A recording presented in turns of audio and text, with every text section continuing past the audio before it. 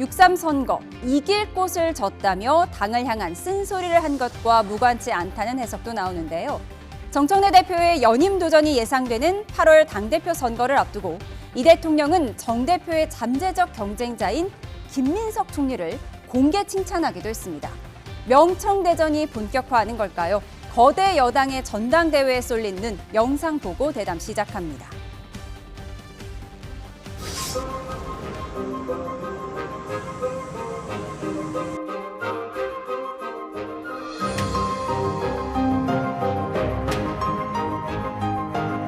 유럽 순방길 배웅에도 정 대표는 참석하지 않았습니다. 근데 이길 거를 졌다. 최소한 성공은 아니죠. 선거 결과를 둘러싼 책임 공방이 전당대회 전초전 양상으로 번지는 가운데 이제 시선은 김민석 국무총리에게 집중되고 있습니다. 단기간 내에 구체적 성과를 많이 낸 내각이 있을까 싶을 정도로 잘해줬죠. 이제는 또 다른 역할을 1주년 회견에서 나온 대통령의 이말도 당 안팎에서 잔잔한 파장을 낳고 있습니다.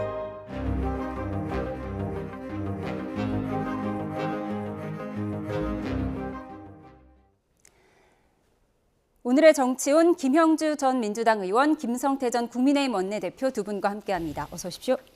안녕하세요. 네, 청와대가 일부러 참석 인원을 최소화하라고 했다지만 대통령 순방길에 정청래 대표 등 여권 지도부가 보이지 않은 걸 두고 말이 많습니다. 이렇게 대통령 순방길에 여당 대표가 나오지 않은 건 상당히 이례적이죠? 그렇습니다. 그동안은 계속 원내든 당대표든 계속 환송길에 나왔던 것이 사실인데 이유야 어찌됐든 간에 만약에 그 대통령실에서 나오라고 했으면 정청래 대표든 누구든 간에 거부할 수 없는 상황 아니겠습니까? 그렇다면 처음부터 이분들을 배제했다라고 하는 것은 조금 이번 선거 책임론에 대해서 좀 어제에 이어서 오늘도 그런 기조를 대통령이 감추지 않은 거 아니냐.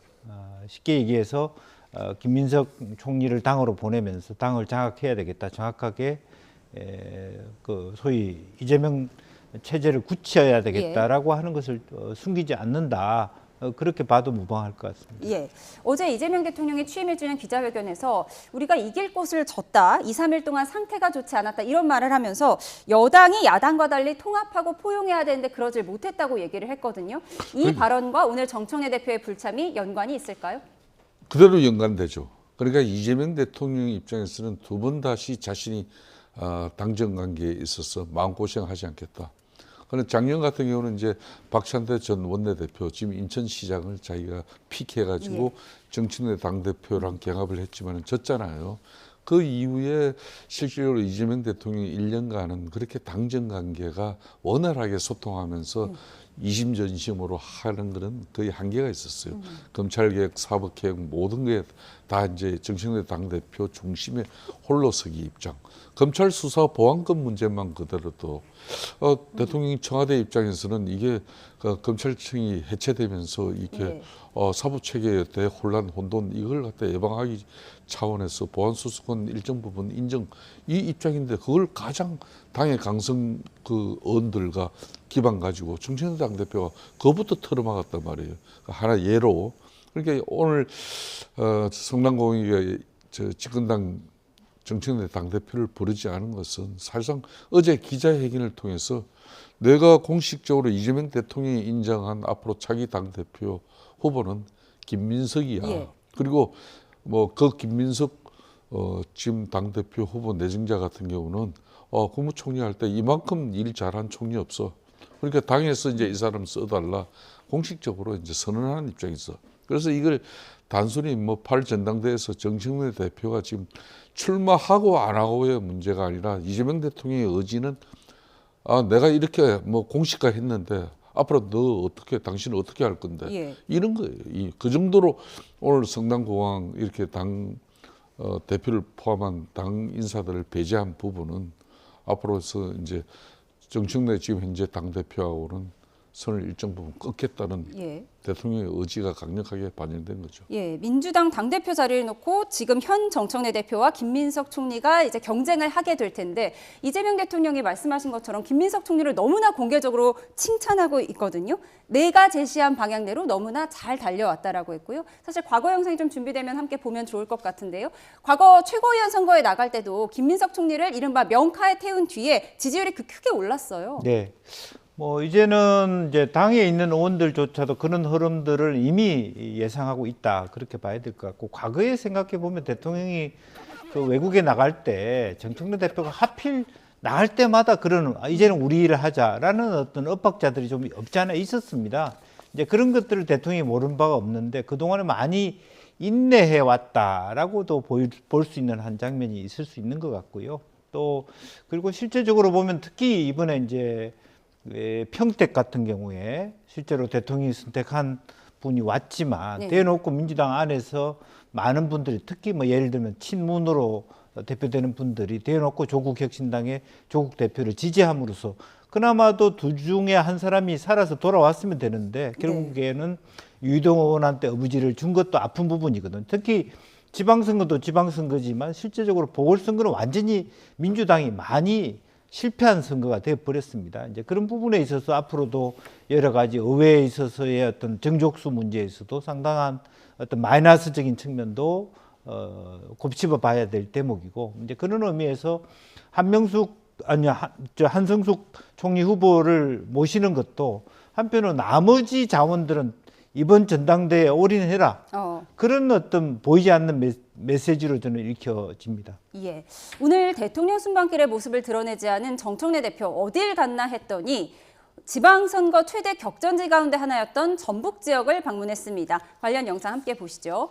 네, 이번 전북도지사 선거는 민주당에서 제명된 김관영 지사가 무소속으로 나와서 민주당 이원택 후보와 초접전을 벌여 이른바 반정청래 정서가 확산했다는 분석 속에 정청래 대표 오늘 이원택 당선인과 오찬을 함께 한 겁니다.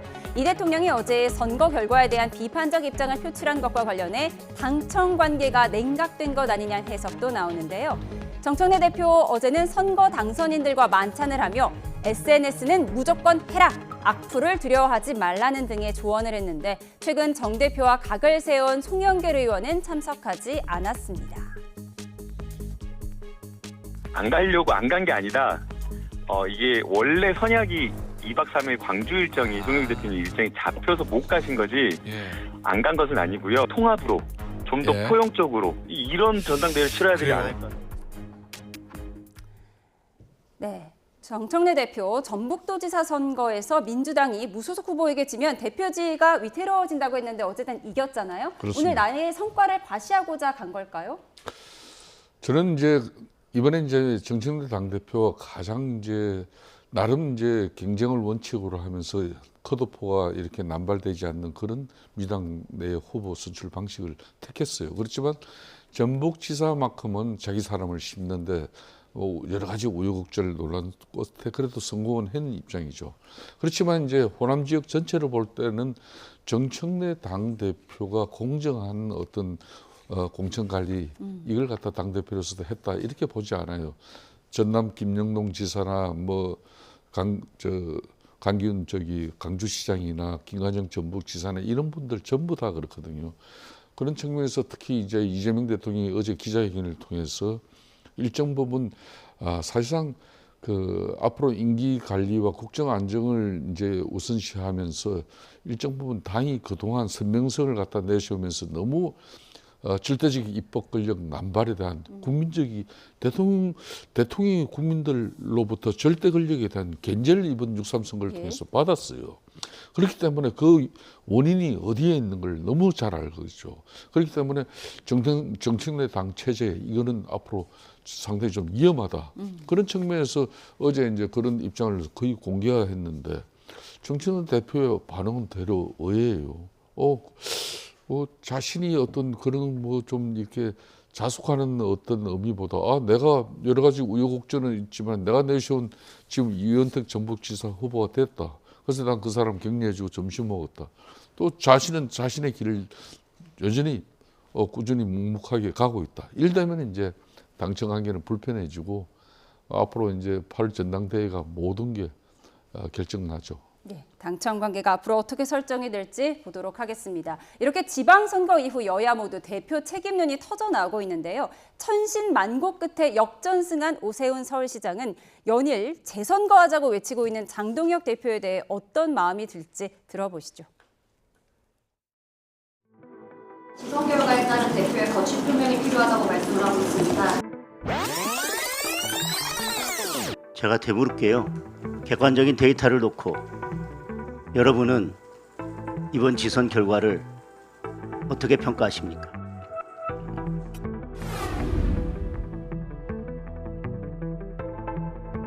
사퇴를 안 하고 버티나 의미가 없는 상태에 돌입한 지 오래됐다고 생각합니다. 이미 심리적으로는 리더가 아니에요. 이번 선거가 무효임을 선언한 후에 재선거를 추진하는 것이 가장 확실한 방법일 것입니다. 인천광역시장 선거 송도 1동과 송도 2동 관내 사전투표에서 유정복 후보와 박찬대 후보의 득표 수가 완전히 일치하는 사례가 발생했습니다. 확률이 5억 9천만 분의 1입니다. 사전투표는 반드시 없애야 합니다. 재선거를 장동혁 대표 입장에서 뭐 얘기하는 거야. 뭐 정치적인 구호로 생각하면 당의 총의를 언제 모은 적이 있나요? 그렇죠. 네. 본인이 대표로서 그냥 하는 얘기니까 네. 뭐 그거는 구호로서 네. 기능한다고 보면 될 것이고요. 네, 오세훈 서울시장 당선자 가운데 누구보다 심기가 불편할 것 같습니다. 겨우 이겼는데 지금 장동혁 대표가 자꾸 선거 다시 하자고 하는 거예요. 실제적으로 보면은 법적인 저분도 법조인인데 법적인 부분은 모를 리가 없을 텐데 정치적 구호를 하시는 거죠. 근데 이제 사실은 뭐 다른 분들도 곤혹스러운 것이 실제로 보면 장동혁 대표의 저런 구호는 정치적 구호라고 할 수 있습니다만은 테러가 없잖아요. 그리고 실제적으로 제일 우스운 게 뭐냐면 당 대표가 저렇게 말씀을 하는데 당의 대변인들이 당의 공식적 입장이 아니다. 네. 이렇게 얘기할 수밖에 없는 상황이 굉장히 안타까운 현실인 거예요. 그리고 지금 또 하나의 어떤 그 딜레마가 뭐냐 하면 쫓아낼 수도 없는 것이 비대위원장 할 사람도 없다. 그리고 이제 민주당과 다르게 당장 뭐 임기가 끝나는 것이 아니고 2년 가는 것이 아니라 1년 정도 남아있기 때문에 애매한 부분도 없잖아. 있는 거죠. 그렇다고 물리력으로 뭐 이렇게 억지로 끌어낼 수 없는 상황이었기 때문에 오세훈 시장 말씀 맞다나 실제로 보면 대표이지만 공식적 리더로 인정받지 못하는 이제 그런 상태에 아주 불안정한 어떤 리더십이 운영될 수밖에 없는 거고 당의 일각에서는 거기에 대해서 반발할 수밖에 없는 것이다. 예. 그렇게 보여집니다. 재선거에 이어서 사전투표 폐지해야 된다 주장한 장동혁 대표 지금 보여드리는 화면처럼 저희 검은 마스크와 검은 모자를 쓰고 집회 현장에 나가기도 했습니다. 지금 사퇴 여부를 묻는 기자들에게 아니 객관적 데이터를 보시라라고 하면서 마이크 툭 내리고 나가버렸거든요. 근데 객관적 데이터는 12대 4로 국민의힘이 진 거잖아요. 그렇습니다. 분명히 6.3 선거의 결과는 국민의힘이 보수 진영이 참패한 겁니다. 그렇다고 해서 이제 오세훈 서울시장이 서울을 이제 사수하고 부산 북구 갑에서 이제 민주당 이제 대통령 특히 이재명 대통령이 픽한 그런 하중 미래 기획을 떨어뜨리고 한동훈 무소속 후보가 되고 평택 어레스도 유이동 후보가 된 것은 장동혁 지금 대표가 뭐 정말 총력 지원을 해서 되었다기보다는 되려 일정 부분 거리를 둔 어떤 그 후보들 자신들의 어떤 정무적 판단, 또 국민들의 이재명 정부의 절대 권력에 대한 견제 심리를 잘 이렇게 받은 거거든요. 그런 측면에서 장동혁 대표가 지금 현재 잠실 올림픽 경기장에서 연일 그런 재선거 뭐 저런 이야기를 쉽게 하는 것은 저는 적절치 않다고 봐요. 그러니까 정치공학적 재선거 이거 본인도 이제 법조인 출신이기 때문에 재선거 요건이라는 것은 오세훈 서울시장 당선자가 자신이 당선을 포기할 때, 안 그러면 이제 경쟁자였던 민주당 정원호 후보가 이 선거 잘못됐다. 당선 무효 소송을 제기해서 결론은 법원에서 판단해서 이 선거는 잘못된 무효 선거였다. 그렇기 때문에 재선거해야 된다. 이런 판단이 내리기 전에는 이걸 정치적으로 이걸 재선거를 의미를 부여할 수가 없는 거예요. 네. 그러니까 이번 이제 투표용지 부족 사태 이 논란은 그 2030들부터 많이 뛰쳐나왔지 않습니까? 이게 자신들의 기본권인 참정권이 예. 훼손되고 이게 대한민국의 민주주의가 이태로워진다는 그런 우려가 있기 때문에 자발적으로 나오는 거거든요. 그런 자발적 흐름에 정치공학적으로 이번 6.3 선거의 결과를 가지고 많은 언론들, 기자들은 장동혁 대표의 거치나 우리 국민의힘 당원들도 어떤 결정을 내릴 건지 지켜보고 있어요. 그런데 지금까지 올해가 대한민국 헌정 역사 78년이지만은 민주당이든 보수 진영이든 선거 결과에서 그 결과를 놓고 거치를 갖다 이렇게 시간 끌면서 국민의 뜻에 반하는 그런 행동을 한 역대 정치 지도자들이 거의 없었습니다. 그런 측면에서 이제 장동혁 대표의 저런 지금 행동 같은 경우는 상당히 이례적이죠. 예. 이제 앞으로 장동혁 대표의 거치 결정에 따라서 이번 6.3 선거에서 보여준 이 민심의 결과가 이제 앞으로 당이 이제 어떤 형태로 이걸 국민 여론을 가져갈 건지 답이 명확하게 나올 겁니다. 예, 오늘 소장파 의원들의 모임 대화과 미래에서는 장동혁 대표를 향해서 윤석열 전 대통령 같다 이런 비판까지 나왔다고 하더라고요. 그렇습니다. 새 후보를 갖다가 이제 불러놓고 이제 대안과 미래에서 토론을 했지 않습니까? 결론 그 가장 핵심 내용은 합리적 보수의 가치를 우리가 되찾자. 윤석열 13 비상계엄은 잘못된 것이고 거기에 대한 정치적 책임은 국민의힘이 져야 되는데 아직까지 윤석열과 제대로 된 전련을 하지 못하고 부정선거 음모론자니 윤어게인 세력들에 의해서 당이 좌지우지되는 모습 이거는 맞지 않다. 그런 측면에서 이번에 새 후보는 앞으로 원내대표가 된다면은 어떤 앞으로 원내 사령 타입이 될 것이냐 그걸 물은 거거든요. 그렇다면 지금 장동혁 대표가 오세훈 서울시장도 천신만고 끝에 당선된 사람인데 저걸 자신의 일방적으로 전국적인 재선거 하자고 이렇게 주창하는 걸 어느 국민의힘 당원이든 합리적 국민이든 이게 법원의 결정과 판단도 없는데 저런 정치적 구호를 외치는 법원에 호응을 하겠습니까? 예. 이렇게 오세훈 시장은 전혀 원치 않는데 연일 전면 재선거하자고 주장하는 장동혁 대표의 향방은 어떻게 될까요? 오세훈 시장이 무소속 한동훈 의원과 통화를 했다고 합니다. 아저씨 됐어. 아저씨 붙은 거 몰랐지 너? 저 봤어요. 봤어요? 막 지다가 이어서 막 쫄깃하게 붙었어. 오세훈 시장은 오늘 한 일간지와의 인터뷰에서 선거 이후 한동훈 의원에게 당선 축하 인사를 건네며 복당 문제는 서두르지 말라며 정치 선배로서 진심 어린 당부를 했다고 전했습니다. 그래야 한동훈 의원에게도 길이 열리고 당도 쇄신할 수 있다고 말했고 한동훈 의원 역시 제 생각 역시 정확히 일치한다면서 공감했다는데요. 내일 3파전으로 치러지는 국민의힘 원내대표 선거 결과도 당의 노선 변화에 영향을 줄 전망입니다. 나는 장동혁 지금 대표가 사실은 정치인인가 하는 소위 회의를 갖는 사람의 안목, 통찰력 이것이 제일 중요한데 이것이 결여되어 있는 것이 지금 상황에서는 한동훈 그다음에 지금 오세훈 두 사람 이외에는 없어요?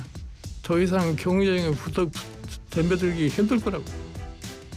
장동혁 대표의 책임론에 대해서 많은 의원들과 언론들이 제기를 하고 있잖아요. 아니 그건 많은이 아니고 일부 소수라고 저는 규정을 합니다. 당을 잘 이끌었기 때문에 장동혁 대표를 흔드는 일부 철부지들이 있긴 하죠.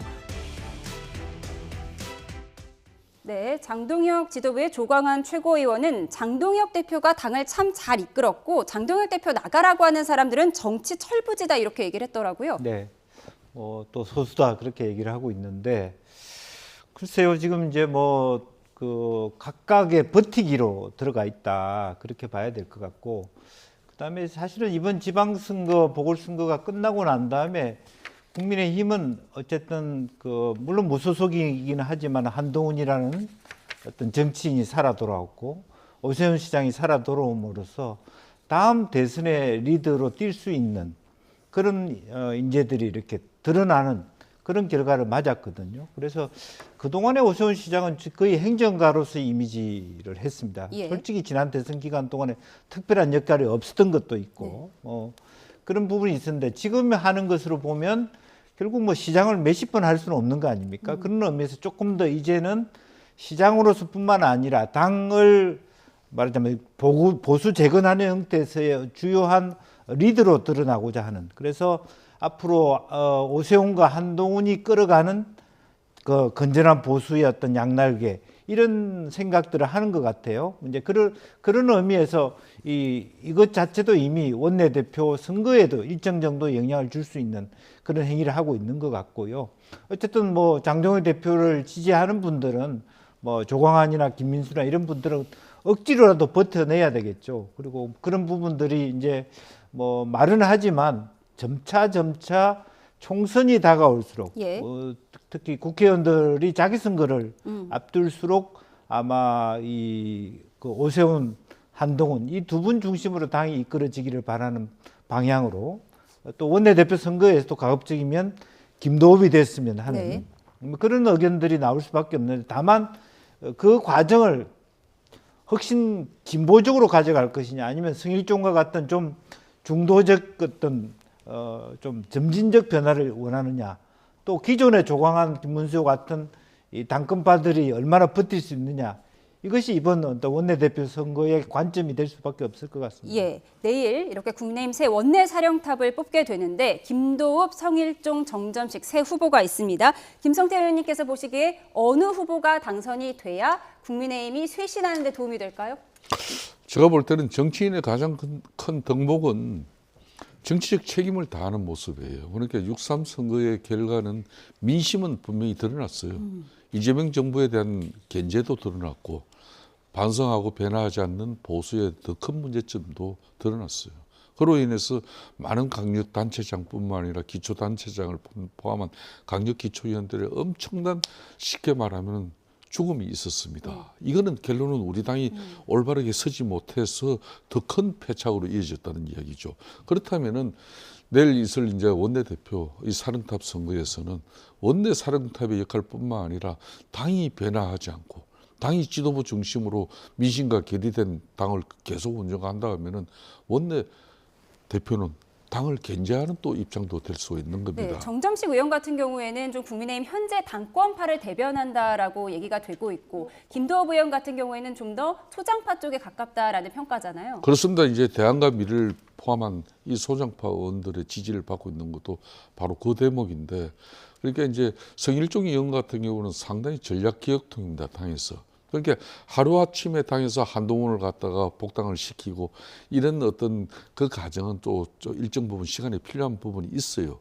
그렇게 이제 당원들과 또 국민들을 또 이제 설득 이해하면서 당이 변화하는 모습의 어떤 그런 중도적인 역할은 성일종 의원이 맞을 거고, 지금 현재 이제 정점식 의원 같은 경우는 누가 바라봐도 윤석열 전 대통령의 가장 핵심 접근 세력이고, 그렇기 때문에 장동혁 지금 지도부를 갖다 이 정점식 의원이 되면은 뭐 그 연장선상에서 또 됐다 이렇게 볼 거고, 제일 큰 변화는 아무래도 김도읍 의원이죠. 김도읍 의원을 선택했다는 것은 민심과 당심을 괴리시키지 않으려고 하는 국민의 의원들의 몸부림이 있구나, 이렇게 받아들일 겁니다. 그렇기 때문에 결과는 뭐 예측할 수는 없지만 저 생각으로는 1차에서 가반을 득하는 그런 원내대표 후보는 쉽지 않을 거라고 보고 있습니다. 예. 한동훈 의원 복당 문제에 대해서도 많이 질문을 받을 것 같은데요. 그 그래픽이 준비되면 함께 보여주시면 좋을 것 같습니다. 어느 후보가 됐을 때 한동훈 의원이 복당하기가 쉬울까요? 그거야 뭐 김도읍 의원이 당연히 어려운 질문은 아니라고 봅니다. 김도읍 의원은 이미 한동훈 후보에게 기회를 주자라고 이미 보궐선거에서 말씀을 하신 적이 있었기 때문에 이미 정해져 있는 부분입니다만은, 이제 지금 이제 한동훈 의원 입장에서 보더라도 자기가 급하게 노크를 하지는 않겠다. 스스로 이게 원내대표 선거를 보면서 긴 호흡으로 갈지 빨리 들어올 수 있을지에 따라서 자기 보폭을 준비하고, 지금 현재 뭐 급히 당에 들어가기보다는 우군을 좀 더 만들어서 외연을 확장하고 오히려 뭐 오세훈 시장하고 같이 좀 더 넓은 의미에서의 부분이고, 예를 들면 정점식 의원이 원내대표가 되면서 강하게 말하면 버티게 된다면 과거에 좀 민주당과 열린우리당 유시민 의원이 들어왔을 때 그런 극단적인 형태이지만 당을 깨야 되는 상황이 있지만 사실은 그 길은 안 가려고 할 겁니다. 미래당도 그렇고 갔다 왔던 그런 경험이 있기 때문에 그래서 조금 긴 호흡으로 한동훈 의원은 좀 한 발 뒤로 물러서 지켜보지 않을까 그렇게 보여집니다. 예. 김도읍, 성일종, 정점식 세 후보 가운데 누가 국민의힘의 새 원내 사령탑이 될지 내일 오후에 전해드릴 수 있을 것 같습니다. 그런가 하면 어제 이재명 대통령은 투표지 부족 사태와 관련해서 주권 감수성 부족까지 언급을 했는데요. 투표용지가 부족했던 투표소가 기존 50곳이 아닌 91곳으로 확인됐습니다. 선관위는 투표용지가 부족했던 투표소가 어젯밤 기준 전국 91곳, 91곳이라고 새로 발표했습니다. 지난 5일에는 50곳이라고 밝혔는데 사흘 만에 배 가까이 늘어난 겁니다. 선관위에 대한 비판이 커지는 가운데 주말에 규모가 커졌던 2030 청년들의 자발적 집회는 평일이 되면서 분위기가 바뀐 것도 감지됩니다. 확인해야 돼요.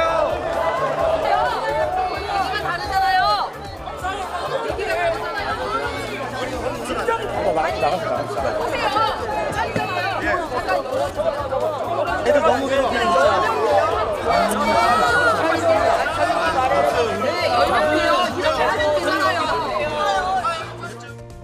어머님 중국인이지 않아요, 화교?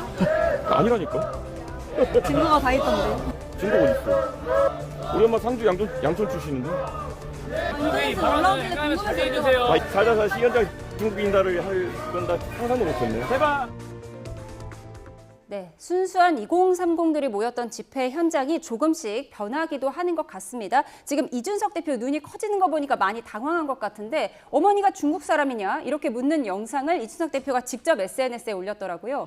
그러니까 이제 부성 선거 아마 음모론자가 이제 올림픽 경기장에 같이 이제 2030 청년들하고 그렇게 함유되어 있는 상황에서 이제 이준석 대표가 그런 이제 뜬금없는 질문을 받으니까 이준석 대표가 워낙 아연 실색한 모습이에요. 난 저렇게 이준석 혁신당 대표를 제가 자주 접했지만 저렇게 눈동자가 커지면서 그냥 크게 놀라는 모습 처음 봤는데 저는 그렇게 생각합니다. 이번 이제 투표용지 부족 사태 같은 경우는 대한민국 국민들의 기본권인 참정권이 훼손된 부분에 대해서 기존 보수 진영의 좀 이 강경화된 입장, 흔히 말하는 윤의게인 세력이나 부정선거 음모론자의 이런 주장 이게 아니었지 않습니까?